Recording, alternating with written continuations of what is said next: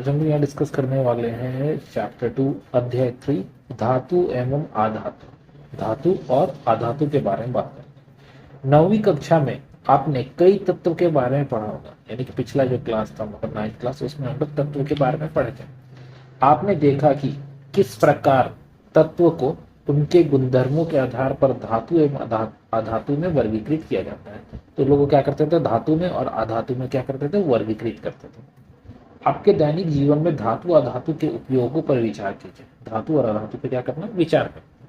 आपके विचार से कौन सा गुणधर्म तत्व को धातु एवं अधातु से वर्गीकृत करता है, किस प्रकार से गुणधर्म इन तत्वों के उपयोग से संबंधित इनके कुछ गुणधर्म का विस्तार से अध्ययन करेंगे। तो यहाँ पे हम लोग गुणधर्म के बारे में पढ़ने वाले हैं, धातु और अधातु का। तो सबसे पहले बात कर रहा है भौतिक गुणधर्म। भौतिक गुणधर्म का मतलब देखने में वो कैसा दिखता है। तो पहला नाम धातु से चालू किया, यानी कि भौतिक गुणधर्म किसका देख रहे हैं, धातु का देख रहे हैं।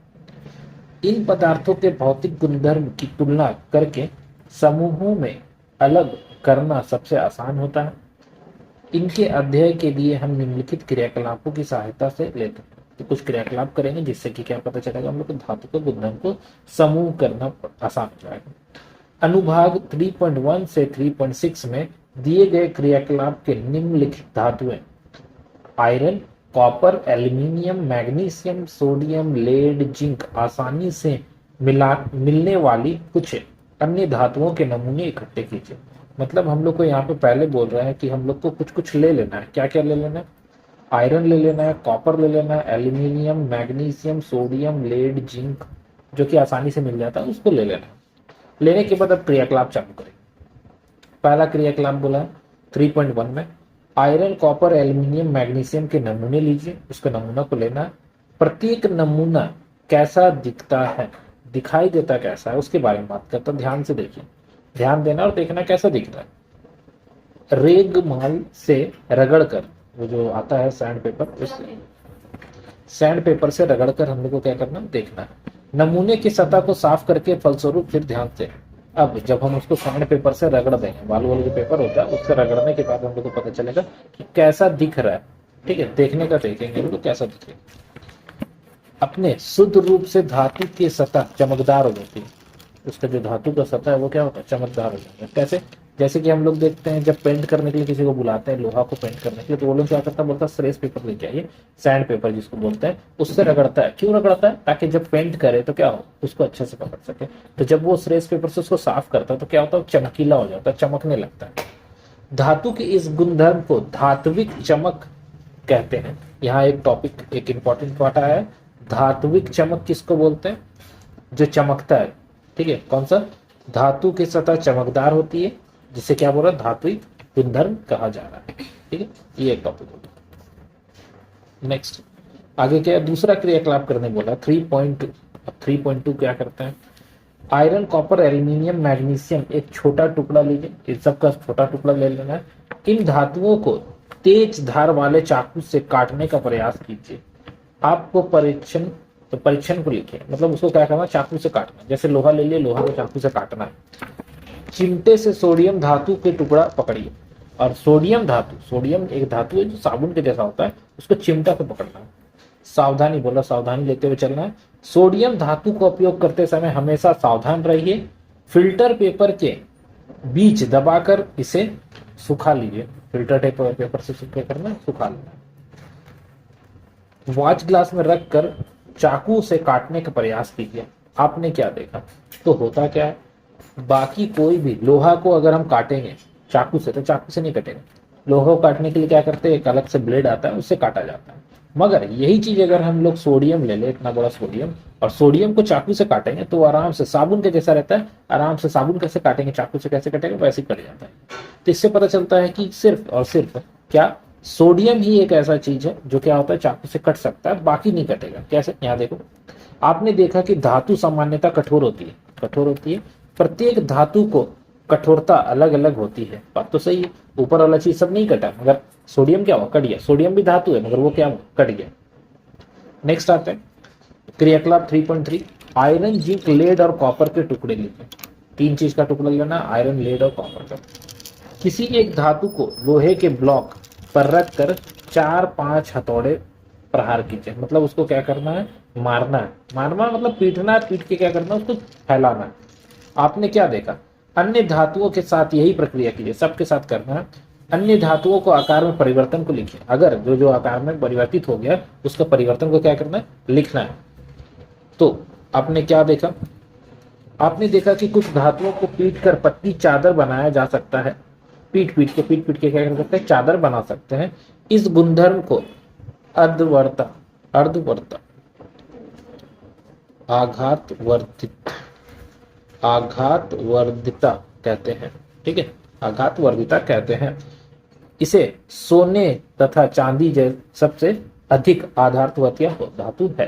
तो बोल रहा है इसमें सोना और चांदी जो है ना, उसको पीट पीट के क्या कर सकते हैं, फैलाया ज्यादा जा सकता है एज कंपेयर दूसरा सब्सटेंस है। नेक्स्ट बोला है क्रियाकलाप 3.4 में उन धातुओं की सूची बनाइए जिससे आप तार के जैसा दैनिक में देखते हैं। मतलब तार के जैसा, जैसे कि हम लोग घर में ही खुद यूज कर रहे हैं तार। क्या चीज का तार यूज कर रहे हैं हम लोग, कॉपर का, एल्यूमिनियम का, ठीक है ना, इसका यूज कर रहे हैं। तो यहाँ पे बोला धातु के पतले तार के रूप में खींचने की क्षमता को तन्यता कहते हैं। धातु को क्या कर सकते हैं, पतले तार में खींचा जा सकता है, उसको क्या बोलते हैं, तन्यता। ठीक है, सोना सबसे अधिक तन्य धातु है। सोने को बहुत ज्यादा खींच खींच के पतला तारे में बनाया जा सकता है। यानी कि हम लोग चेन देखते हैं, सोना का चेन बना रहता है, 5 ग्राम का भी सोना का चेन लेंगे तो मिल जाएगा आराम से। क्योंकि उसको खींच खींच के लंबा किया जा सकता है सबसे ज्यादा। आपको यह जानकर आश्चर्य होगा कि 1 ग्राम सोना को 2 किलोमीटर लंबा तार बनाया जा सकता है। 1 ग्राम अगर सोना ले लें उससे कितना लंबा तार बन सकता है, 2 किलोमीटर लंबा तार बन सकता है। आघातवर्धता और तन्यता के कारण धातु को हमारी आवश्यकता के अनुसार विभिन्न आकार में दिया जा सकता है। पीट पीट के फैलाना और खींच के लंबा करने के चलते हम इसको क्या कर सकते हैं, अलग अलग तरीके से यूज कर सकते हैं। क्या आप कुछ धातुओं के नाम बता सकते हैं जिनका उपयोग खाना पकाने के बर्तन बनाने के लिए किया जाता है। खाना पकाने का बर्तन बनाने के लिए। क्या आप जानते हैं कि इन धातु का उपयोग बर्तन को बनाने के लिए क्यों किया जाता है। इसका उत्तर पाने के लिए आइए निम्नलिखित क्रियाकलाप करें। अब क्रियाकलाप करेंगे तो पता चलेगा क्यों किया जाता है, इसके पीछे का रीजन। फिर से एक क्रियाकलाप दिया गया है यहाँ पे 3.5। एल्यूमिनियम या कॉपर का तार दीजिए, क्लैंप की मदद से इस तार के स्टैंड को बांध दीजिए। ये शायद यहाँ पे किया गया है। ये रहा, एक तार ले लिया, तार का खुला सिरा, पिन और नोक, ठीक है, इसको बांध दिया गया। 3.1 में देखिए, 3.1 में दिख रहा है यहाँ पे धातु उष्मा का सुचालक होता है। यहाँ पे एक बार ही बोल दिया धातु उष्मा का सुचालक होता है। यानी कि ये क्रियाकलाप जो करने वाले हैं उसमें क्या पता चलेगा, धातु उष्मा का सुचालक होता है। सुचालक और कुचालक 2 वर्ड है, सुचालक और कुचालक। कुचालक का मतलब होता है कि जिसमें क्या होता है, उष्मा पार नहीं होता है, और सुचालक मतलब उष्मा पार हो सकता है। तो यहाँ पे बात कर रहा है उष्मा पार होने का। तार के खुले सिरे को मोम का उपयोग करके एक पिन चिपका दीजिए। सिप्टिर लैंप, जो एक लैंप होगा, बर्नर जिसे बोल रहे, मोमबत्ती या बर्नर से क्लैंप के निकट तार को गर्म कीजिए। इसको गर्म करने के लिए बोल रहा है, ठीक है। जब हम लोग इसको गर्म करेंगे थोड़ी देर बाद आप क्या देखेंगे, आपके परीक्षण में लिखिए क्या धातु की तार का द्रवित होता है। द्रवित होता है इसका मतलब है क्या, वो तार लिक्विड में बदल जा रहा है, ये तार गल जा रहा है। बहुत ज्यादा करेंगे तो हो सकता है कि तार गले भी, ठीक है, मगर ऐसा क्या है, गर्म होगा। गर्म होगा तो क्या होगा, वो सुचालक है, इसीलिए यहाँ गर्म करेंगे, अगर ये वाला पार्ट में गर्म करेंगे तो ये पार्ट भी गर्म हो जाएगा। यानी कि यहाँ से धीरे धीरे धीरे धीरे धीरे करके यहाँ तक उष्मा पहुंच जाएगा, गर्म हो जाएगा। नेक्स्ट बोल रहा है उपरोक्त क्रियाकलाप से पता चलता है कि धातु उष्मा का सुचालक है। यहाँ फिर से एक पॉइंट मिल गया हम लोग को, क्या बोल रहा है, धातु उष्मा का सुचालक है तथा इसका गलनांक बहुत अधिक होता है। गलनांक मतलब क्या बात हो रहा है, गलनांक मतलब जो गल जाता है उसको बोलते हैं। सिल्वर और कॉपर के सबसे अच्छे चालक है। सिल्वर और कॉपर में क्या होता है, बहुत ही ज्यादा अच्छे से विद्युत जाता है। इसीलिए घर में हम लोग कौन सा तार यूज करते हैं, सिल्वर, यानी कि सिल्वर का और कॉपर का, वही सिल्वर और कॉपर, ठीक है। इसकी तुलना में लेड तथा मरकरी उष्मा का कुचालक है। अब यहाँ पे एक नाम आ गया है, ये एक्सेप्शन केस बोलते हैं जिसमें लेड और मरकरी। लेड और मरकरी क्या होता है, उष्मा का कुचालक है, मतलब उष्मा उसमें पार नहीं हो सकता, ठीक है।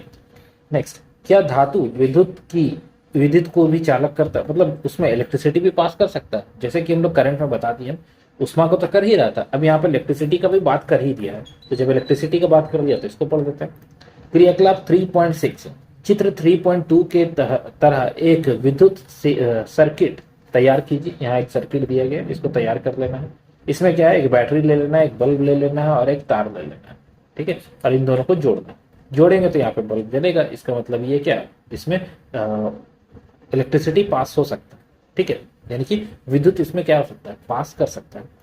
जिस विद्युत की जांच करनी है उसको परिपथ ए और टर्मिनल बी में के बीच में रखिए।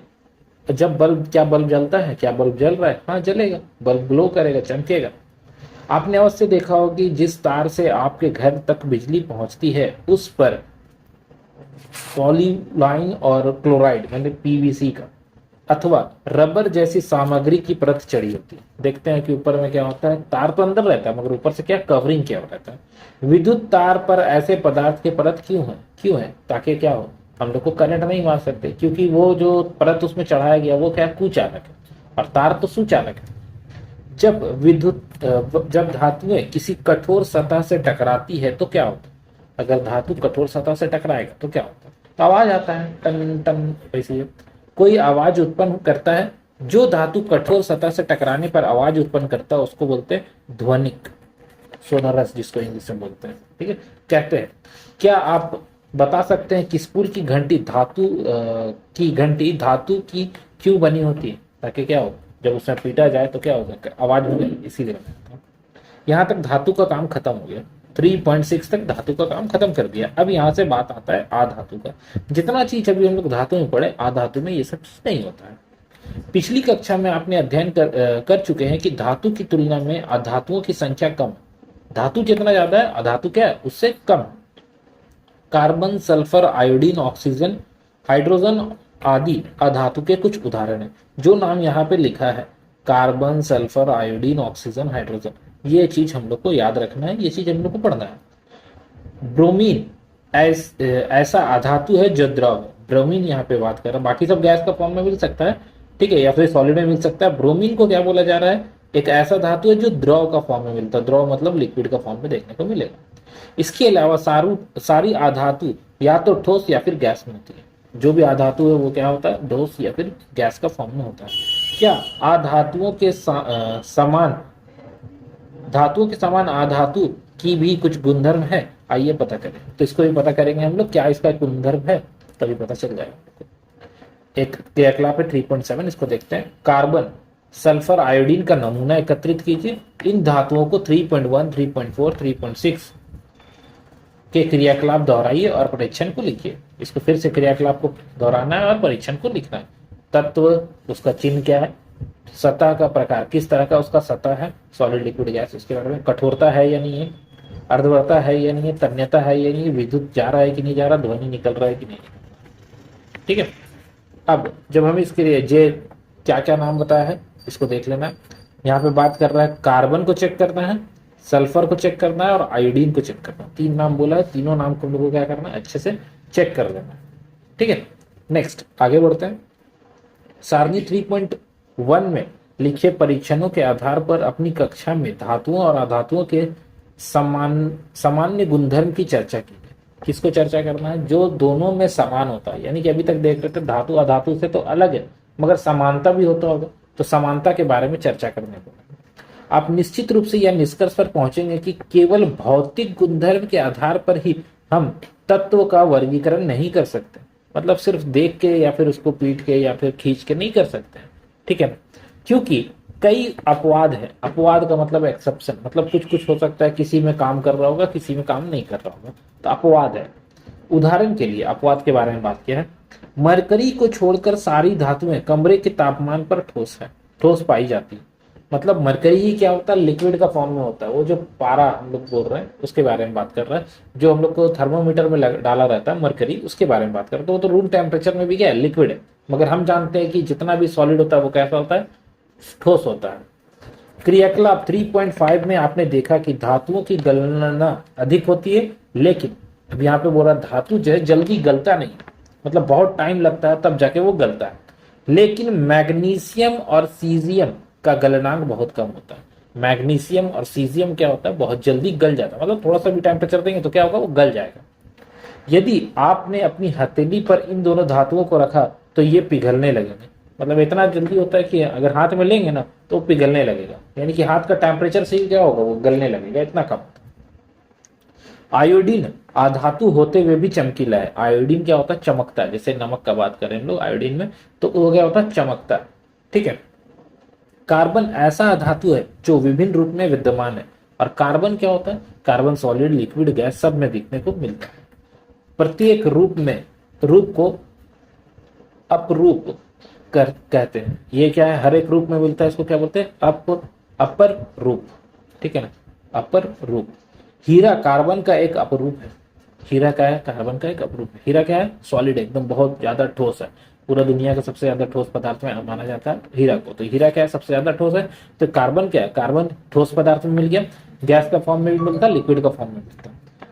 जब सबसे कठोर प्राकृतिक पदार्थ है एवं इसका गलनांक और क्वथनांक बहुत अधिक है। यानी कि इसमें क्या है, इसका गलनांक मतलब ये जल्दी गलेगा भी नहीं और जल्दी वेपराइज भी नहीं। कार्बन का एक अन्य अपरूप है ग्रेफाइट, विद्युत का सुचालक है। एक ग्रेफाइट होता है, ग्रेफाइट का मतलब हो गया जैसे कि हम लोग पेंसिल में यूज करते हैं उसको, ग्रेफाइट, ये है ग्रेफाइट। ठीक है ना, ये क्या होता है, सुचालक होता है, ये ध्यान रखना है। ग्रेफाइट क्या है, सुचालक है। ठीक है, ग्रेफाइट क्या हो सकता है, इलेक्ट्रिसिटी इसमें पास कर सकता है, उसमें भी पास कर सकता है। क्षारीय धातु, क्षारीय धातु किसको बोल रहा है, लिथियम, सोडियम, पोटासियम, ये सब क्या है, क्षारीय धातु। इतने मुलायम होते हैं, ये इतना ज्यादा सॉफ्ट होता है कि इनको चाकू से काटा जा सकता है। इनका घनत्व एवं गलनांक भी बहुत कम होता है, घनत्व भी कम होता है और गलनांक भी बहुत ज्यादा कम होता है। तत्व को तो उसके रासायनिक गुणधर्म के आधार पर अधिक स्पष्टता से धातु और अधातु को वर्गीकृत किया जा सकता है। और भी ज्यादा हम लोग इसको वर्गीकृत अच्छे से कर सकते हैं अगर हम क्या करें, केमिकल के हिसाब से चले तब। ठीक है, केमिकल के हिसाब से मतलब रासायनिक गुणधर्म के बारे में बात किया गया है। ठीक है, नेक्स्ट आते हैं 3.8 पे। 3.8 पे मैग्नीशियम की एक पट्टी तथा थोड़ा सल्फर चूर्ण ले लीजिए। मैग्नीशियम का एक पट्टी ले लेना और सल्फर का चूर्ण ले लेना। मैग्नीशियम की पट्टी को दहन कीजिए, मतलब उसको जलाना है। इसकी राख को इकट्ठा कीजिए, उसको पानी में घोल दीजिए, मतलब जलने के बाद जो बचेगा उसको क्या करना है, पानी में घोल देना। ठीक है, पानी में घोल देना। लाल और नीले लिटेमस पेपर से प्राप्त विलयन की जांच कीजिए। पेपर होता है लिटेमस पेपर, जिसको क्या किया जाता है, चेक किया जाता है। क्या चेक किया जाता है कि वो अम्ल है या क्षार है। मैग्नीशियम के दहन से उत्पाद मिला है वह अम्ल है या क्षार है। मतलब जो मैग्नीशियम का दहन, मैग्नीशियम जला तो राख मिला, तो राख को पानी में घोल दिए, अब उसको चेक करें कि वो अम्ल है या क्षार। अब सल्फर के चूर्ण का दहन, अब सल्फर लेंगे, सल्फर को भी गर्म करके जलाएं उसको, उसका चूर्ण को। दहन के बाद धुएं को एकत्र करके उसके ऊपर एक परख नली रख दीजिए। धुआं जो उड़ के ऊपर जाने लगेगा तो उसको क्या करना है, एक परख नली में जमा करना है। ठीक है, जमा करने के बाद इस परख नली में जल डालकर उसे अच्छी तरह मिला लीजिए। मतलब उसमें धुआं है ही और उसमें पानी डाल दिया और उसको हिला दिया अच्छे से। मतलब बोलना ये चाह रहा है कि जो भी हम लोग का धुआं है और पानी, उन दोनों को मिक्स करना।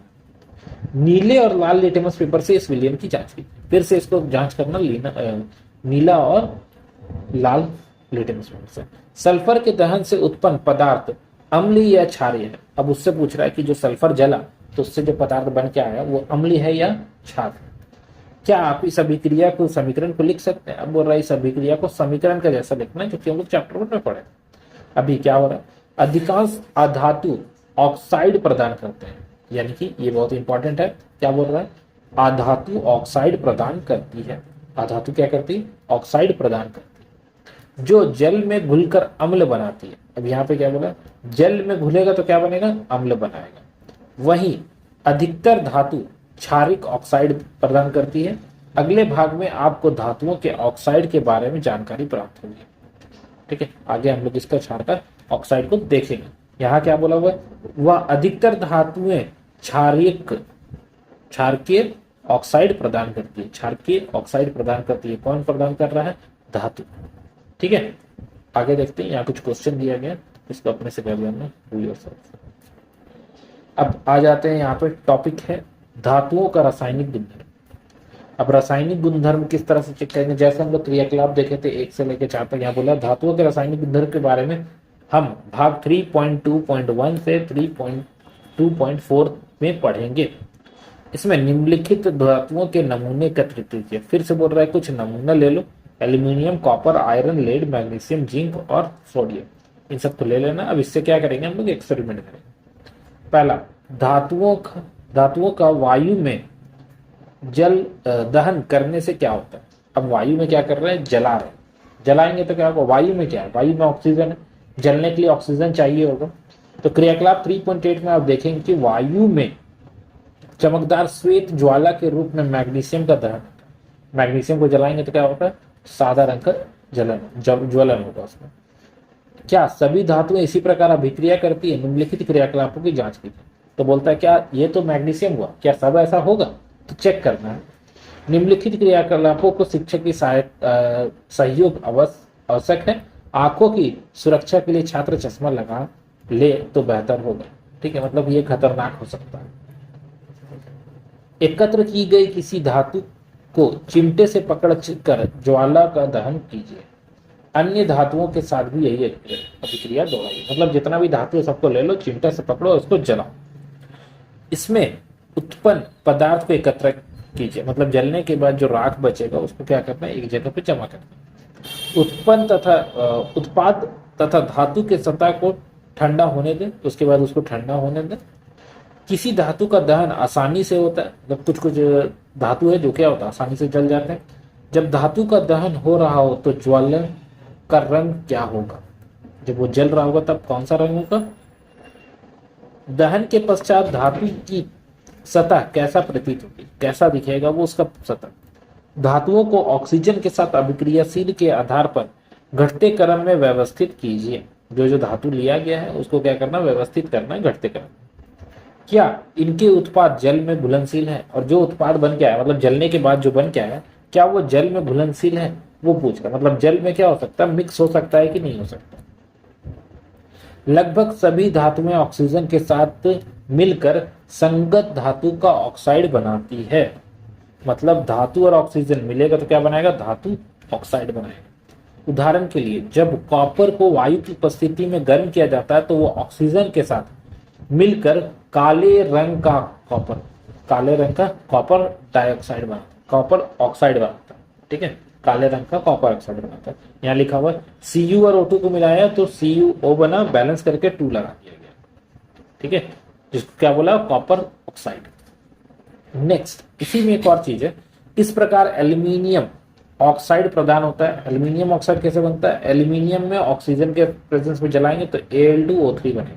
बैलेंस करने के लिए ये सब वैल्यू जो लिखा हुआ दिख रहा है, यहाँ पे 4, यहाँ पे 3, यहाँ पे 2, ये बैलेंस करने के लिए, यहाँ पे 2 लिखा हुआ दिख रहा है, ये बैलेंस करने के लिए है।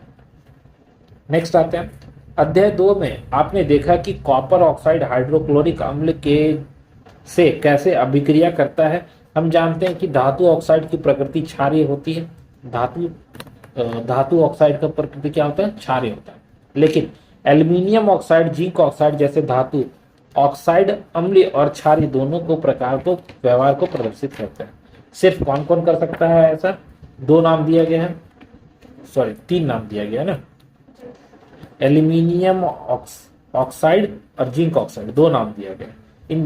इन दोनों धातुओं के बारे में होता है। ऐसे धातु ऑक्साइड जो अम्ल क्षार दोनों से विक्रिया करके लवण एवं जल प्रदान करते हैं, इसको उभयधर्मी ऑक्साइड कहते हैं। अम्ल तथा क्षार के साथ एल्यूमिनियम ऑक्साइड निम्नलिखित प्रकार से अभिक्रिया करता है। अम्ल और क्षार के साथ तो कर ही रहा था, अगर हम 2 केमिकल को मिला ले तब भी हो सकता है। ठीक है, ये बन के आएगा और ये एक्स्ट्रा मिलेगा, तुमको पानी मिलेगा। अधिकांश धातु ऑक्साइड जल में घुलनशील है, लेकिन इसमें से कुछ जल में घुलकर क्षार प्रदान करते हैं। कुछ क्या करते हैं, क्षार प्रदान करते हैं। सोडियम ऑक्साइड और पोटासियम ऑक्साइड में निम्नलिखित प्रकार से जल में घुलकर क्षार प्रदान करते हैं। जैसे यहाँ देखो Na2O ले लिया और H2O पानी में मिला दिया, क्या बना, NaOH। OH दिख रहा मतलब क्षार। ठीक है, ये पानी है और इसमें ऑक्साइड। ठीक है, क्लियर। नेक्स्ट आते हैं क्रियाकलाप 3.9 में। हमने देखा कि ऑक्सीजन के साथ सभी धातुएं एक ही दर से अभिक्रिया नहीं करती, एक ही दर से अभिक्रिया नहीं करता है। निम्नलिखित धातु ऑक्सीजन के साथ विभिन्न अभिक्रियाशील पदार्थ प्रदर्शित करती है। पोटासियम और सोडियम जैसे कुछ धातुएं इतना तेजी से अभिक्रिया करती है कि खुले में रखने पर यह आग पकड़ लेता है। इसलिए उस सुरक्षित रखने और आकस्मिक आग को रोकने के लिए केरोसिन ऑयल में डुबाया जाता है। केरोसिन तेल में डुबाया जाएगा किसको, कौन सा धातु को, सोडियम और पोटासियम को, इसको डुबाया जाता है उसमें। तो हम लोग को पता चल गया कि जल में डुबा के रखना है या फिर केरोसिन तेल में, केरोसिन ऑयल में या फिर जल में डुबा के रखना है किसको, सोडियम और पोटासियम को। ठीक है। सामान्यतः ताप पर मैग्नीशियम, एल्यूमिनियम, जिंक, लेड जैसे आदि जैसे धातु की सतह पर ऑक्साइड की परत चढ़ जाती है। बात तो सही है, हम लोग खुद देखे हैं कि जैसे अगर लोहा को छोड़ देते हैं हम लोग बाहर तो क्या होता है, उसके ऊपर एक लेयर बन जाता है, जंग लग जाता है। तो वही चीज बोल रहा है, मैग्नीशियम, एल्यूमिनियम, जिंक को अगर छोड़ देंगे तो ऐसा होता है। ऑक्साइड की यह परत धातुओं को पुनः ऑक्सीकरण से सुरक्षित रखती है। ठीक है।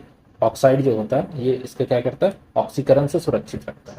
गर्म करने पर आयरन का दहन तो नहीं होता, लेकिन जब बर्नर से ज्वाला की लौ चूर्ण डालते हैं तो यह तेजी से जलने लगता है।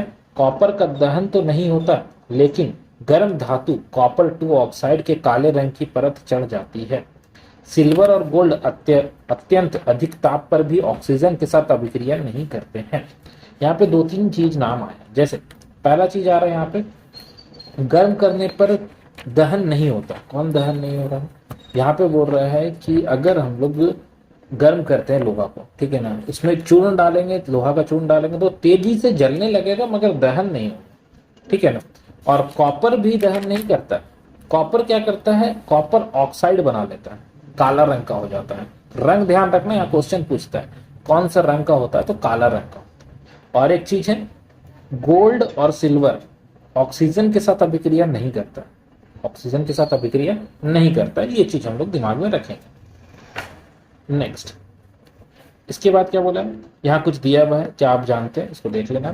क्रियाकलाप 3.9 करने के बाद आपने देखा होगा कि उन धातुओं के नमूने में सोडियम सबसे अधिक अभिक्रियाशील है, मैग्नीशियम धीमी अभिक्रियाशील है और सोडियम की अपेक्षा यह कम अभिक्रियाशील है। मतलब सोडियम और मैग्नीशियम का कंपैरिजन करेंगे तो सोडियम बहुत ज्यादा जल्दी क्या होता है, जल जाएगा, या फिर बोल सकते हैं कि बहुत जल्दी जलने लगेगा। लेकिन ऑक्सीजन से दहन करने पर हम जिंक, आयरन, कॉपर और लेड की अभिक्रिया का पता नहीं चलता। ये लोग क्या बहुत ही स्लो चलता है। आयरन का नाम दिया है, जैसे कि बताएं हम लोहा का, वही चीज है। कुछ और अभिक्रियाओं को देखकर इन धातुओं को अभिक्रियाशीलता के क्रम को प्रयास करेंगे। अभी सबसे पहले तो पता चल गया कि कौन ज्यादा जल्दी जलता है, सोडियम, उसके बाद मैग्नीशियम, मगर जिंक, आयरन, कॉपर और लेड के बारे में नहीं पता चला। अभी हम दूसरा कुछ अभिक्रिया करेंगे जिससे पता चलेगा कि कौन कितना जल्दी जल रहा है, जिसको हम लोग क्या सजा के रख सकते हैं। नेक्स्ट टॉपिक अब हम लोग का है, धातु जब जल के साथ अभिक्रिया करती है तो क्या होता है। अब धातु को क्या करना है, जल में डाल देना है, पानी में डाल देना और चेक करना कि क्या होता है। एक क्रियाकलाप बोला सावधानी, सबसे पहले सावधानी। इस क्रियाकलाप में शिक्षक की सहायता आवश्यक है, मतलब शिक्षक को लेकर रखना है साथ में, उसके बाद ही काम करना है। क्रियाकलाप 3.9 की तरह समान धातु के नमूने एकत्रित कीजिए। 3.9 में जो हम लोग धातु दिए थे वो धातु को ले लेता है।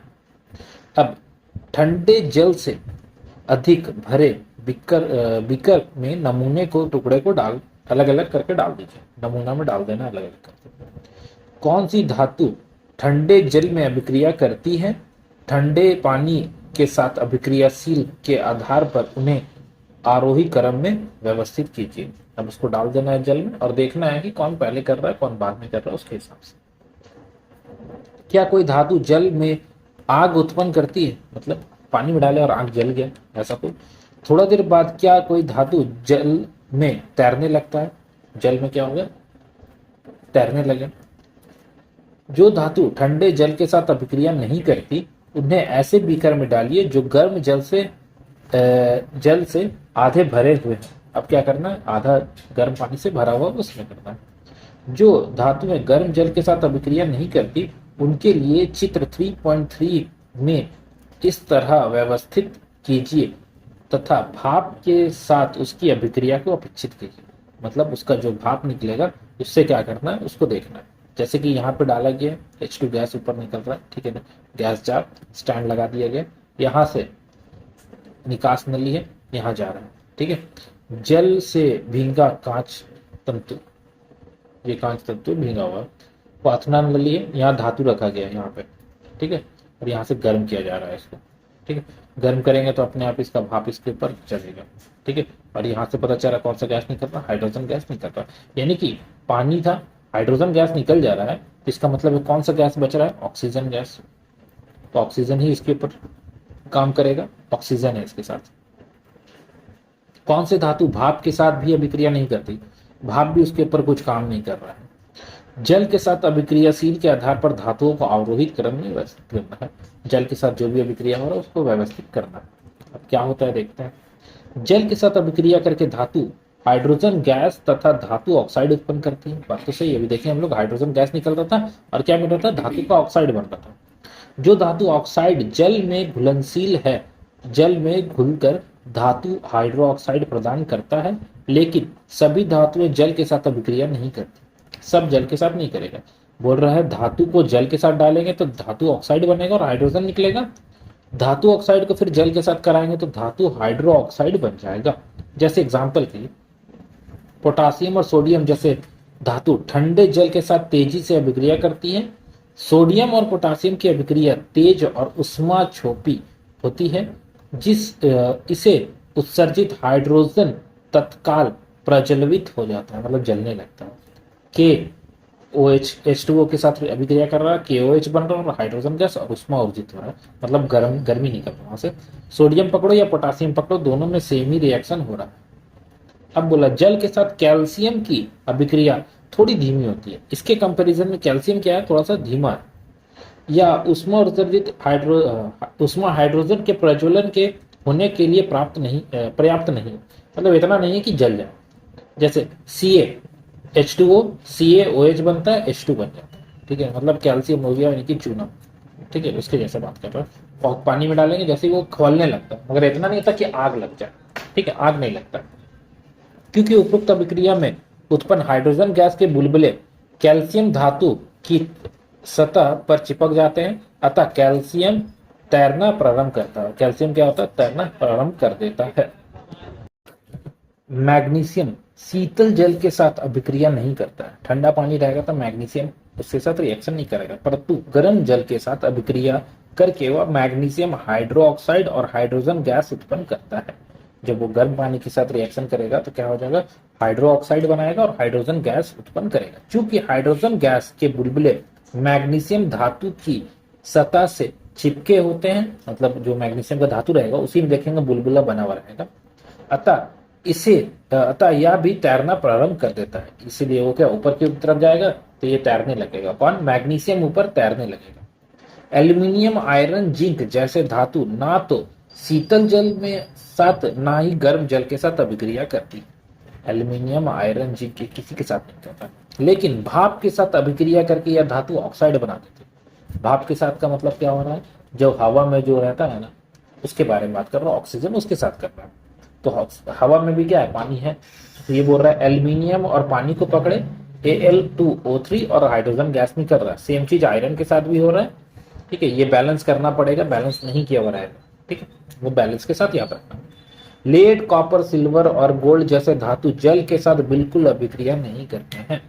लेड, कॉपर और सिल्वर जल के साथ अभिक्रिया नहीं करते हैं। ये हम लोग को क्लियर हो गया, ठीक है। ये हो गया हम लोग का ये टॉपिक।